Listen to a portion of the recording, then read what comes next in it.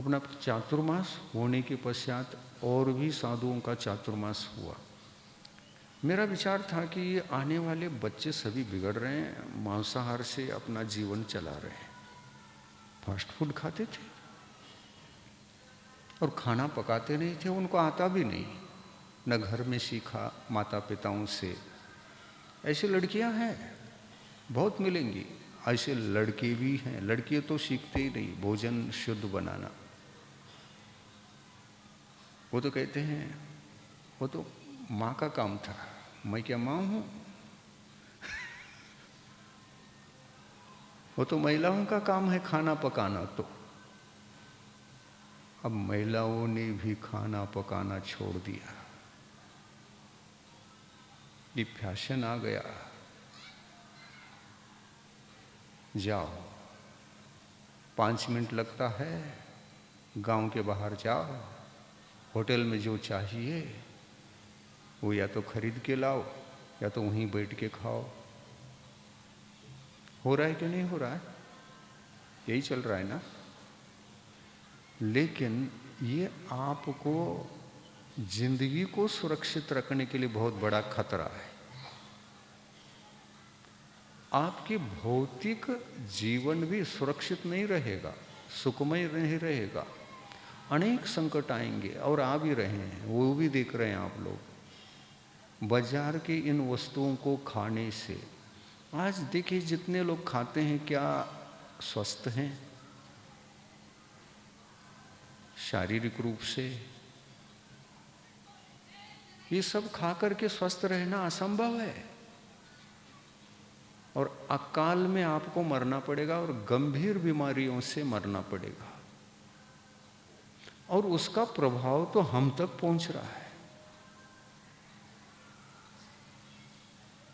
क्योंकि बाजार के कोई भी वस्तु ले आओ वो शुद्ध है ही नहीं।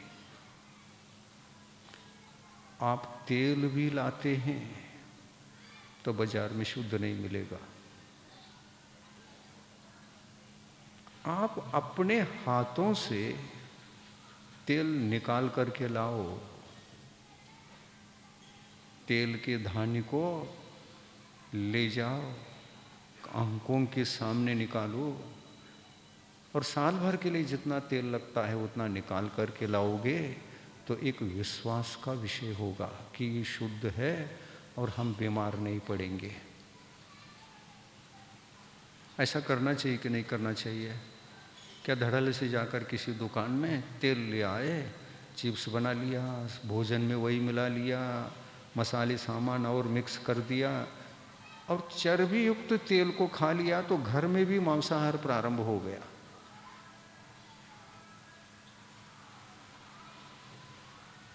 महिलाओं को विशेष रूप से मेरा कहना है, ऐसा आलस्य का जीवन खुद भी मत जियो और अपने परिवार पर दया करो, जिस कारण से परिवार का कोई भी व्यक्ति अकाल मौत से न मरे और स्वस्थ जीवन जिए। दया करो, हर वस्तु को घर का बनाओ और शाकाहार से युक्त हो। काल मर्यादा इधर का उधर होती अशुद्ध होता बात अलग है, वो कोई बड़ा दोष नहीं है। लेकिन बाजार का लाकर के किसी भी वस्तु को खाना जहर ही खाना है और जहर खाकर कभी भी हम स्वस्थ नहीं रह सकते और नहीं अपने परिवार को स्वस्थ रख सकते। आपके बाल बच्चों को भी छोटी उम्र में हार्ट अटैक होने लगा है। इसका मूल कारण फास्ट फूड है, बाजार की अशुद्ध वस्तुएं हैं। थोड़ा सा आप प्रमाद छोड़ेंगे, आप स्वस्थ रहेंगे, आपका परिवार, बाल बच्चे, पति पत्नी, सास बहू सब स्वस्थ रहेंगे। ये मार्ग जीना संभव है क्या? नहीं है क्या? नहीं बताओ, है ना? पर उधर हम ध्यान नहीं देते हैं तो बीमार पड़ेंगे, अकाल मौत से मरेंगे, पूरे आयु जी नहीं सकते। पूर्ण आयु जी नहीं सकते। और पूर्ण आयु जी नहीं सकते, ये विचार हमारे गुरु के मन में जब आया, कोई स्वस्थ जी नहीं पा रहा है, पूर्ण आयु जीवन जी नहीं पा रहा है, तो उन्होंने पूर्ण आयु के नाम से ही जीने के लिए राह दिखाकर उनको सक्रिय बना दिया। और इसके पीछे त्यागी लोग भी काम कर रहे हैं। आजीवन ब्रह्मचर्य व्रत लेकर के उन ब्रह्मचारिणियों के माध्यम से औषधियां तैयार हो रही हैं, आयुर्वेदिक औषधि। पूर्ण आयु के नाम से हर वस्तु अब तैयार हो गई है, बिक भी रही है। आप वहां से मंगवाइए। औषधि चाहिए, गोली चाहिए, बिल्कुल निर्दोष, मांसाहार से रहित और मर्यादा से सहित, और विश्वास की गोली, विश्वास की औषधि, विश्वास का भोजन। अब भोजन भी मिलने लगा पुणे में, पहला मिलता नहीं था। आपके बाल बच्चे सभी वहीं से ले जाने लगे और खाने लगे। पहले कोई ऐसा जैन हॉस्टल ही नहीं था जहाँ पर भोजन बनता हो। वहाँ पर एक दो हमारे चातुर्मास में एक खुल गया था, उसके पश्चात और भी संख्या बढ़ गई है। जैन समाज के जितने भी बच्चे हैं, प्राचारित होने पर उससे जुड़ गए, और जुड़ गए तो शुद्ध आहार खा करके अपने जीवन को सुरक्षित रख रखा है। ऐसे पुणे एक बहुत बड़ी सिटी, मुंबई उससे बड़ी है लेकिन थोड़ी सी छोटी उससे पुणे है। पुणे जैसे सिटी में धर्मात्मा लोग तो थे ही नहीं। सबका आचार विचार देखो तो भौतिक, वो भी विकृत, सब बिगड़ा हुआ। एक चातुर्मास हुआ, उस चातुर्मास से जो परिवर्तन आया, वहाँ से श्री मंगलाचरण हुआ। आज पुणे जैसी सिटी में 30 प्रतिमाधारी श्रावक मिलते हैं। उस सिटी में एक भी वीतराग मंदिर नहीं था। आज मतलब 2012 के बाद सोचिए, 2012 में वहाँ चातुर्मास हुआ, बीच के इन सालों में वीतरागी मंदिर बनते गए, बनते गए, बनते गए। सभी सर्विस करने वाले बच्चे हैं, व्यापारी कम है वहाँ जैन समाज के, पढ़ने वाले बहुत हैं, क्योंकि पुणे तो विद्या नगरी है। वहाँ हर प्रकार की शिक्षा मिलती है, ज्ञान मिलता है, हर प्रकार का कोर्स है। और आधुनिक जो ये कोर्स की बातें हैं, कंप्यूटर की बातें, वहाँ सबसे ज़्यादा है पूरे भारतवर्ष में। पुणे में जो शिक्षण व्यवस्था की व्यवस्था है, देश का हर गांव का हर विद्यार्थी वहाँ सीखने के लिए जाता है और सर्विस वहीं लग जाता है, आसानी से लगता है। और कंप्यूटर युग आने से सर्विस मिलना और भी आसान हो गया, क्योंकि उसके अंदर बहुत सारे कार्य होते हैं और सर्विस लग जाता है। पुणे जैसे सिटी भी देखिए, एक भी वीतराग मंदिर था भगवान का, एक भी मंदिर नहीं था। एक चातुर्मास हुआ, उसके पश्चात जो परिवर्तन आता गया। मैं अभी तक 2 ही बार पुणे गया हूँ, विहार 2 ही बार हुआ है, लेकिन वो जो मार्गदर्शन मिला पहले चातुर्मास में, 170 एकड़ जमीन को खरीद करके इससे भी बड़े मूर्तियों से समोषण बनाएंगे, उसके लिए उन्होंने 20 एकड़ जमीन तो 170 एकड़ में 20 एकड़ जमीन तो समोषण के लिए रख रखा है।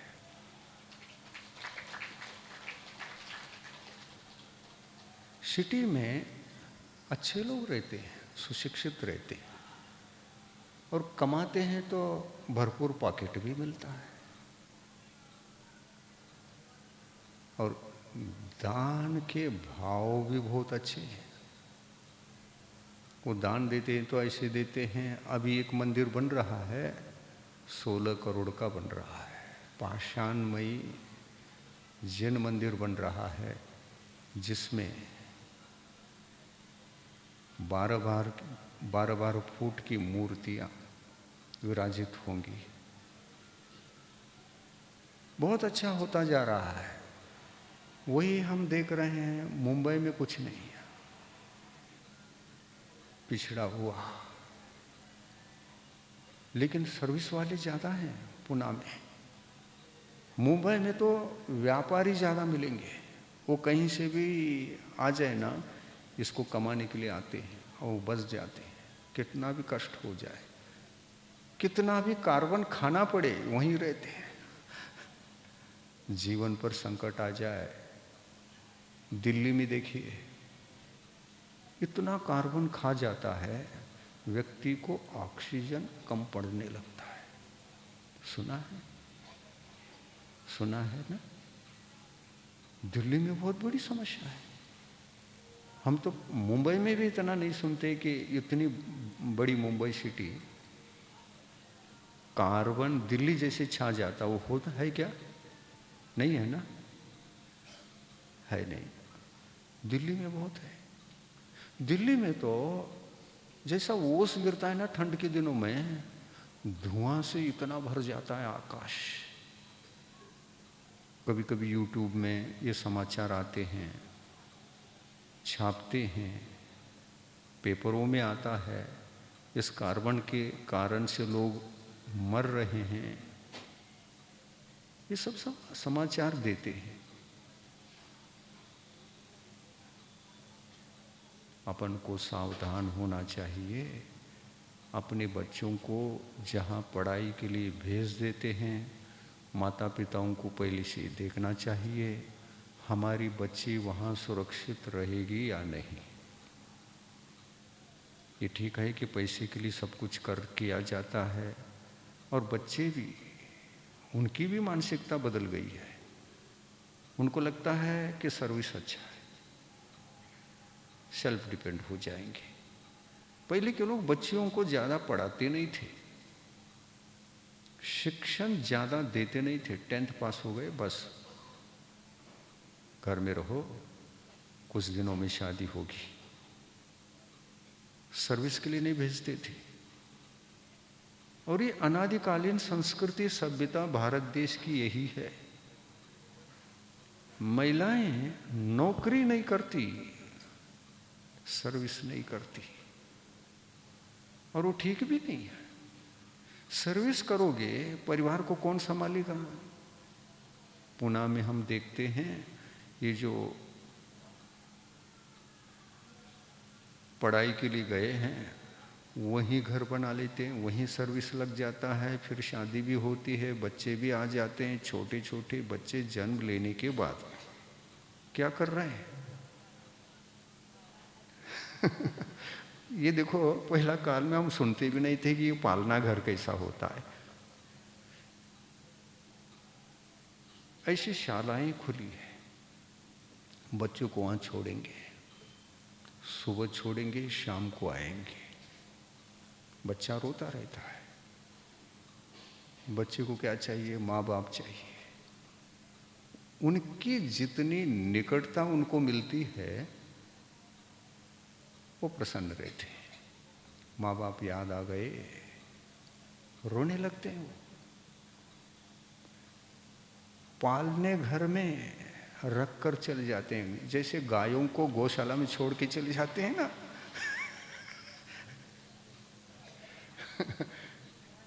वैसे अपने छोटे छोटे बच्चों को, जो बहुत ही छोटे हैं, उनको भी कहाँ सर्विस में ले जा सकते हैं? वहाँ काम करेंगे कि इसको संभालेंगे? लेकिन ये बहुत गलत है। महिलाओं को अधिक शिक्षण देना ही नहीं चाहिए। ये संस्कृति बहुत पहले की है और आज चौपट हो रहा है। सब सर्विस करते हैं और सर्विस करने से एक और अनर्थ होता है। जहाँ शादी होती है, जिसके घर में आपकी बच्ची गई, पति पत्नी का जमता ही नहीं। पति ने डांटा, फिर पत्नी भी पति को डांटती है। उनको भय बिल्कुल नहीं है। क्यों? मैं भी कमाती हूं, मेरे पास भी धन है।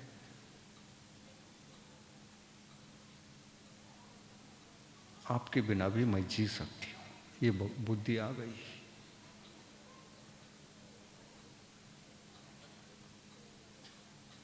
और दूसरी शादी भी कर लेते हैं इस झगड़े के कारण। झगड़ा बढ़ता बढ़ता अधिक ही बढ़ गया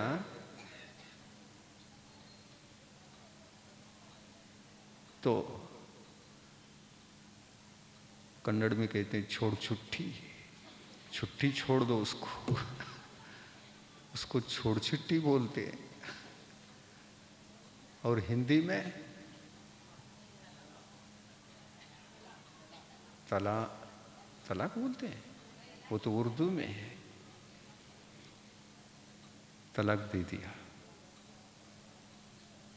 1 2 3 है ना? यही है।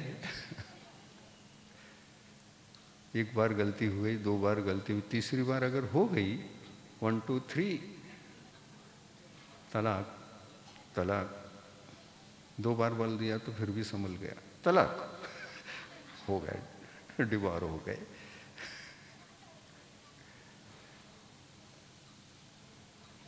ये बच्चियों में इस प्रकार के संस्कार आएंगे। ये आधुनिक युग इस तरह से बढ़ता जाएगा, दुख ही दुख बढ़ता जाएगा। ठीक है, आप सिखा दो, कोई दिक्कत नहीं। उसको एक डॉक्टर बनाओ, आवश्यक है। महिला वर्ग को स्वस्थ रखने वाला डॉक्टर चाहिए कि डॉक्टर नहीं चाहिए? चाहिए ना।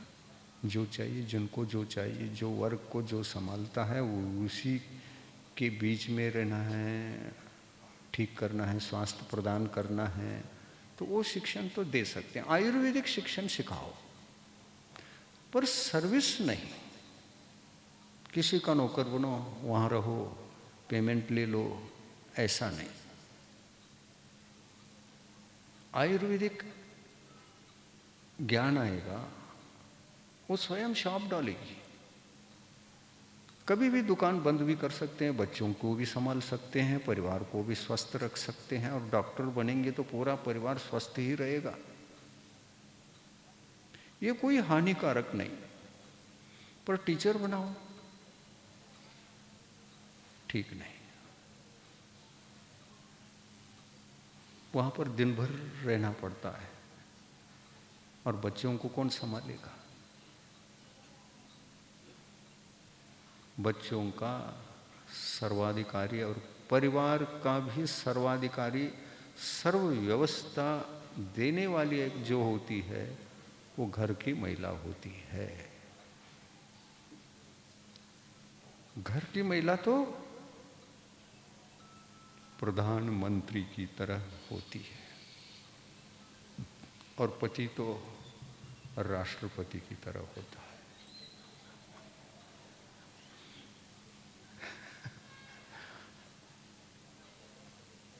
और ये खत्म हो रहा है, ये खत्म हो रहा है, दोनों ही खत्म हो रहा है। अभी जो चल रहा है उसमें से न तो कोई राष्ट्रपति है न कोई प्रधानमंत्री। घर कैसे चलेगा? तो अपनी संस्कृति सभ्यता जो प्राचीन थे वो तीर्थंकरों के द्वारा, भगवंतों के द्वारा दिए गए संस्कार की संस्कृति थी। वो उसी संस्कृति से हमें जीना चाहिए। और पहले कितनी संतान में बड़ी बड़ी संतान होती थी, आजकल संतान बड़ी नहीं होती। कोई जॉइंट फैमिलियां आज नहीं है, ना के बराबर रह गई। उदाहरण के लिए वहाँ एक यहाँ एक जॉइंट फैमिली वाले हैं, सब स्वतंत्र हो गए, शादी हो गई, पति पत्नी निकल गए, बच्चा निकल गया, सर्विस के लिए गया, कहाँ गया? अमेरिका गया, अफ्रीका गया। क्या कर रहा है? सर्विस कर रहा है। सब धन के चक्कर में हो रहा है ये।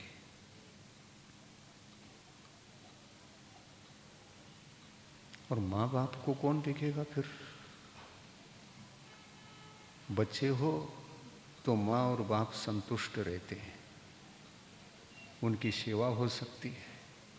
सर्विस के लिए आपके बच्चे निकल गए तो आप तो अनाथ हो गए। बच्चे जब छोटे रहते हैं तो आप नाथ हैं उनके लिए, पर आप सर्विस पर बड़े होकर के चले गए, वो अनाथ हो गए। असुरक्षित हैं माता पिता। फिर सोच में आता है वृद्धाश्रम निकालो, उनको वहां रखो।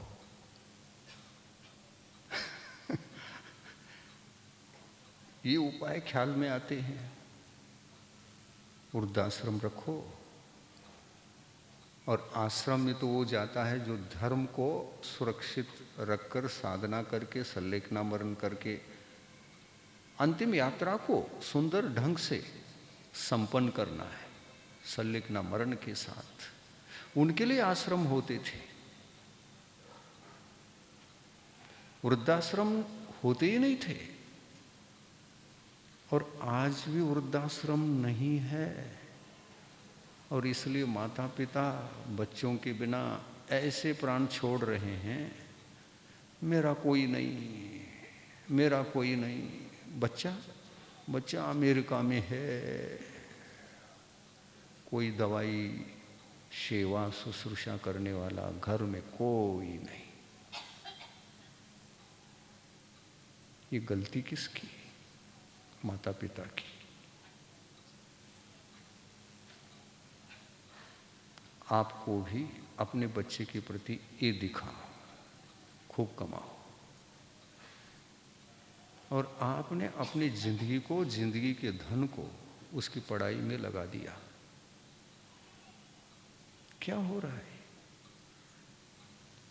जिसने पढ़ाया, बड़ा किया, वो बच्चा अमेरिका चला गया, आप अनाथ हो गए। क्या अनाथ होने के लिए ये सब कुछ किया था?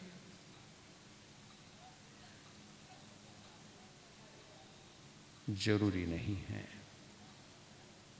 संतान व्यापारी बने या तो कृषि करे। कृषि करना उत्तम, व्यापार करना मध्यम, नौकरी करना जघन्य। जघन्य ठीक ही नहीं है। वो माता पिता को भी निराधार कर देता है सर्विस करने वाला। इससे बचना चाहिए। आज का धर्म उत्तम मार्दव का। कल हमने समझाया था कि 4 प्रकार की कषायें होती हैं। अनंतानुबंधी कषाय, अप्रत्याख्यानावरण कषाय, प्रत्याख्यानावरण कषाय और संज्वलन कषाय। ये 4 ही प्रकार के कषाय हैं। जब आप कोई व्रत करते हैं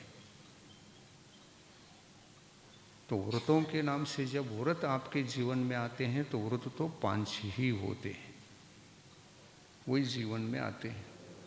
अहिंसानुव्रत, सत्यानुव्रत, अचौर्यानुव्रत, ब्रह्मचार्यानुव्रत और परिग्रह प्रमाणानुव्रत। ये आपके भी हैं और महाराजों के, दिगंबर मुनि महाराजों के अनुव्रत नहीं होते, उनके महाव्रत होते हैं। सत्य महाव्रत वही नाम है, सत्य महाव्रत, नहीं, अहिंसा महाव्रत, सत्य महाव्रत, अचौर्य महाव्रत, ब्रह्मचर्य महाव्रत और अपरिग्रह महाव्रत, ये 5 ही। वो महाव्रतों को, बड़े व्रतों को पालन करते हैं, आप छोटे छोटे व्रतों को पालन करते हैं। अणु यानी छोटा, महा यानी बड़ा। जो बड़ा होता है और जो छोटा होता है, छोटा महा का अनुसरण करता है।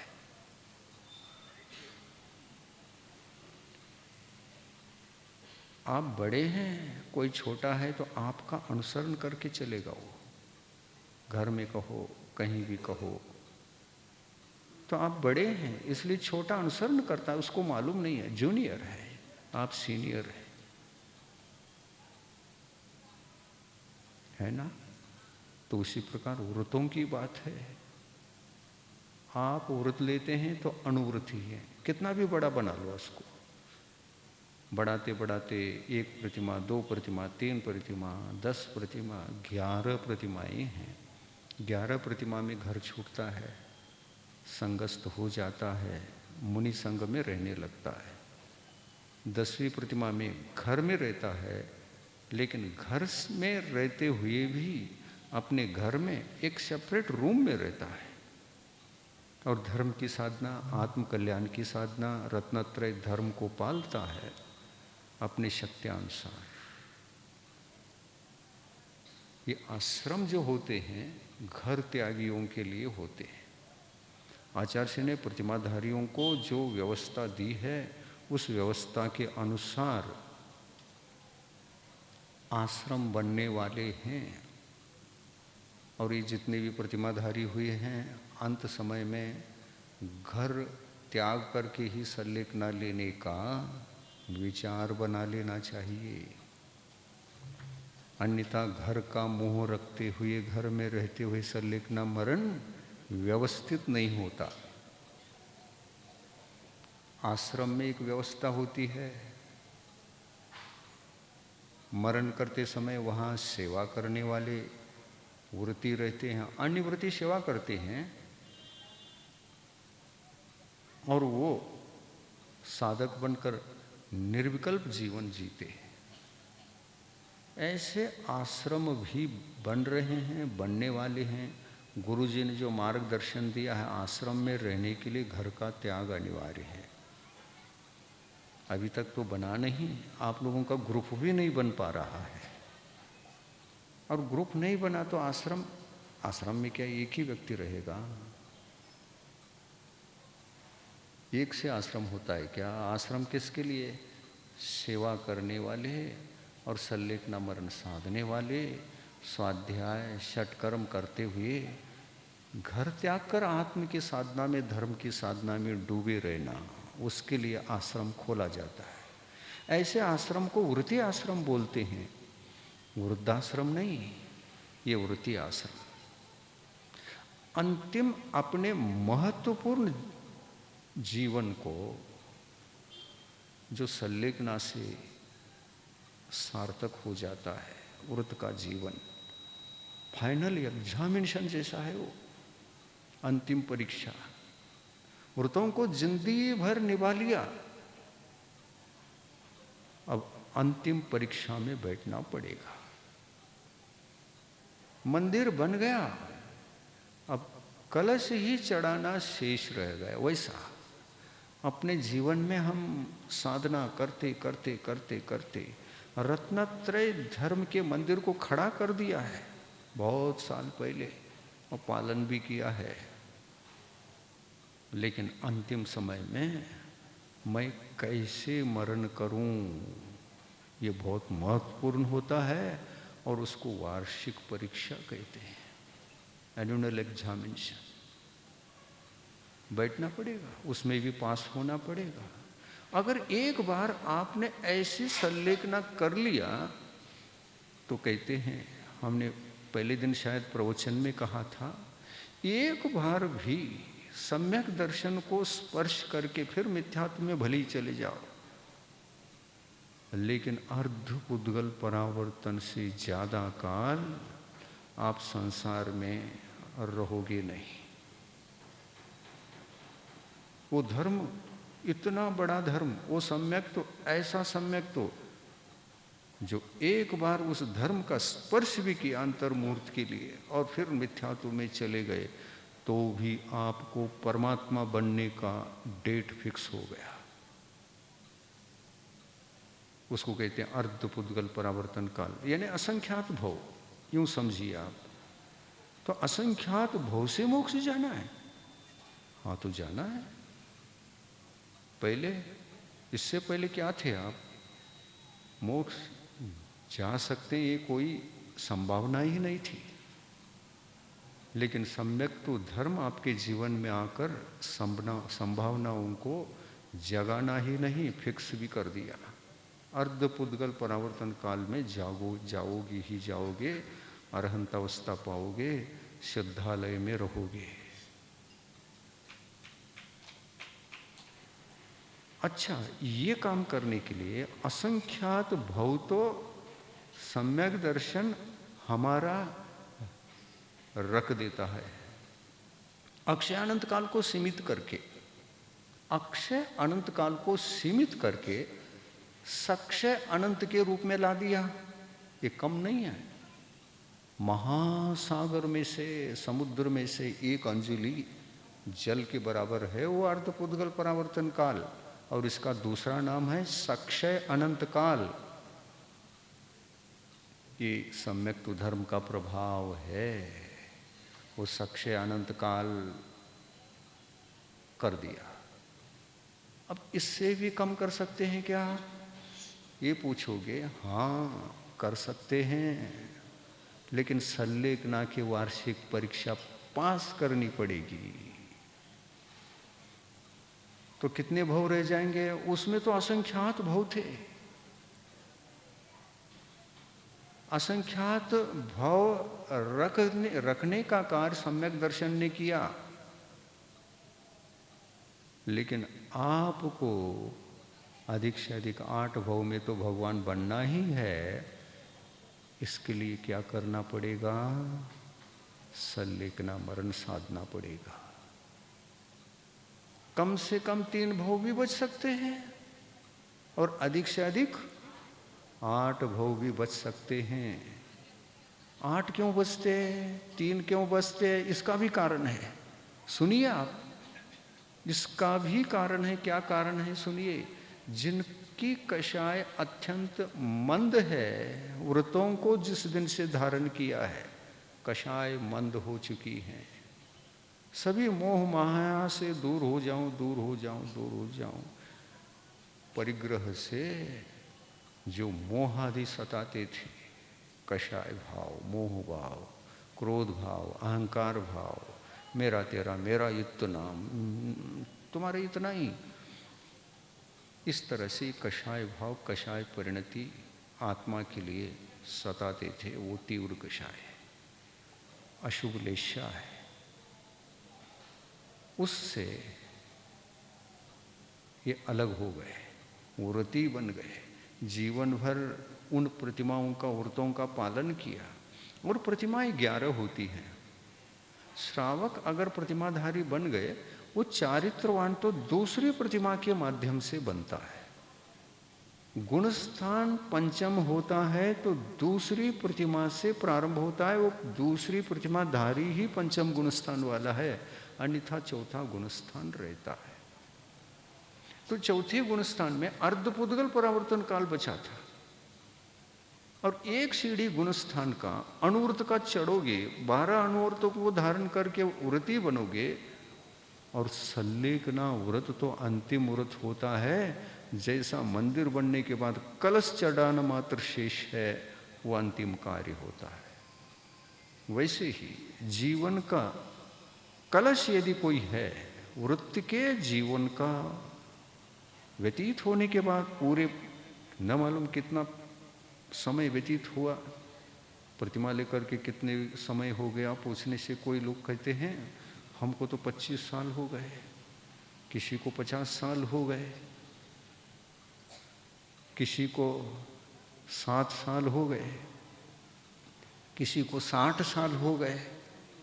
ऐसे अलग अलग जब वैराग्य हुआ, पंच पापों से मुक्त होने के भाव आ गए, उस दिन वो व्रत की ओर बढ़ चला, व्रत धारण किया। तब से वो संयम की कोटि में आ गया। जिस दिन व्रत होता है पंचम गुणस्थान होता है, लेकिन मरण भी इसी गुणस्थान में करना है। और उसमें ये ध्यान रखना, मैं ये बताना चाह रहा था कि शुक्ल लेशा को अधिक से अधिक जीवोगे पंचम गुणस्थान में, 3 ही भव बचेंगे। शुक्ल लेशा किसको कहते हैं? कभी किसी पर कषाय नहीं करना, मंद कषाय से रहना। अत्यंत मंद कषायी जीव सदा शुक्ल लेशा में रहता है। शुक्ल लेशा की साधना अधिक होनी चाहिए। हाँ, ये बात अलग है, एक ही लेशा का कभी पालन नहीं हो सकता, लेकिन परसेंटेज, एक परसेंटेज होता है। परसेंटेज शुक्ल लेशा से जीवन जीने की परसेंटेज अधिक है, तो आपके 3 भव निश्चित बच गए, यानी रैंकर हो गए।